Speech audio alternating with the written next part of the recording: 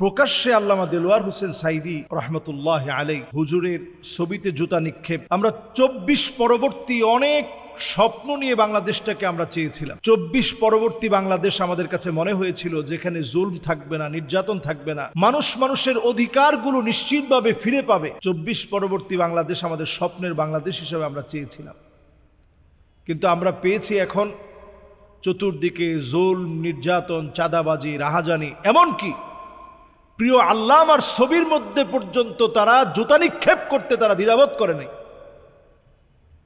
আমি মনে করি আসলে আল্লামা দেলোয়ার হোসেন সাইদি রহমতুল্লাহ আলাই এমন একজন মানুষ ছিলেন যিনি শুধুমাত্র আলেমদেরকে রিপ্রেজেন্ট করেছেন এমন না, মুফাসসিরে কোরআনদেরকে রিপ্রেজেন্ট করেছেন এমন নয়, সারা বাংলাদেশকে তিনি রিপ্রেজেন্ট করতেন। বিশ্বময় বাংলাদেশকে পরিচিত করেছেন যারা, তাদের মধ্যে একজন তিনি। প্রত্যেকটা মানুষ এই পৃথিবীতে এক একটা বড় প্রতিষ্ঠান হতে পারে না। ইন্না হাযাল ইনসান বুনিয়ান, এক একটা মানুষ এক একটা প্রতিষ্ঠানের মতো হবে। আল্লামা দেলোয়ার হোসেন সাইদি রহমতুল্লাহ আলাই তিনি একটা প্রতিষ্ঠানের মতো ছিলেন, যে মানুষের জীবন কর্মগুলো আজ পর্যন্ত আমাদের চোখের সামনে স্মরণীয় হয়ে আছে। তিনি আলোচনা করলেই মানুষ আলোচনায় মুগ্ধ হয়ে কালেমা পড়ে মুসলমান হয়ে যেতেন, যার ইমান দীপ্ত বক্তব্যের কারণে যুবকদের ভিতরে ওই জায়গাতেই মুহূর্তের ভিতরে মানুষের ভিতরে হৃদয় স্পন্দন জাগ্রত হয়ে যেত, তাকবীর স্লোগান উঠত।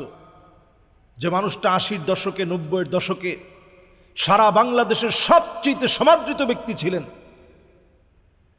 যে মানুষের কথায় পঙ্গপালের মতো মানুষ ছুটে যেত, সে মানুষকে দিনের পর দিন জুলম করেছে জালেমেরা।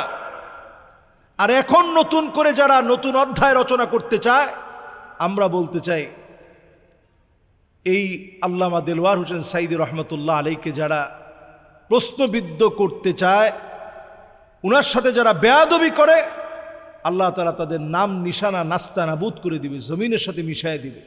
শুরু হয়ে গেছে। এরকম করে আপনারা টিকতে পারবেন না। সুতরাং আল্লামা দেলোয়ার হোসেন সাইদি রহমতুল্লাহ আলাইকে স্মরণ করার চেষ্টা করেন। ওনার কর্মগুলো যেগুলো বাকি আছে সেগুলো কিভাবে বাংলাদেশে বাস্তবায়ন করা যায়, ওনার প্রাতিষ্ঠানিক স্বপ্নগুলো কিভাবে বাস্তবে রূপ দেওয়া যায়, সেই চেষ্টাগুলো এখন চালায় যান। আল্লাহ রাব্বুল আলামিন আমাদেরকে এরকম জালেম হওয়া থেকে আল্লাহ আমাদেরকে হেফাজত করুক। ইয়াকুমুয যুলম ফাইন্নায যুলমা যুলুমাতুন ইয়াউমাল কিয়ামা। অন্ধকার চতুর্দিক থেকে ধেয়ে আসার আগেই আল্লাহ তাআলা আমাদেরকে হেফাজত করুক। আসসালামু আলাইকুম ওয়া রাহমাতুল্লাহি ওয়া বারাকাতুহু।